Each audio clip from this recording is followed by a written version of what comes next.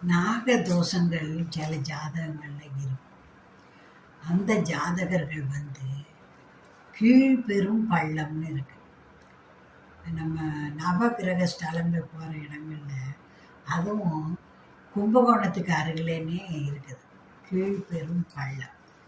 அங்கே பார்த்தீங்கன்னா ராகுவும் இருக்காரு, கேதுவும் இருக்காரு. நீங்கள் அங்கே போய் பரிகாரம் செஞ்சீங்கன்னா உங்கள் ஜாதகத்துக்கு ஒரு காப்பி எடுத்துக்கிட்டு நீங்கள் போய் அர்ச்சகர்கிட்ட காட்டணும். அவங்க அதுக்குள்ள பரிகாரம் என்னன்னு செய்வாங்க. அதோடைய பலன் நல்லாவே கிடைக்கும். பொதுவாக நம்ம ராகு தோஷங்கள் தீர கருப்பு உளுந்த பொட்டலமாக கட்டி ராகு பகவானோட பாதத்தில் வைக்கலாம். கேதுவுக்கு கொள்ளு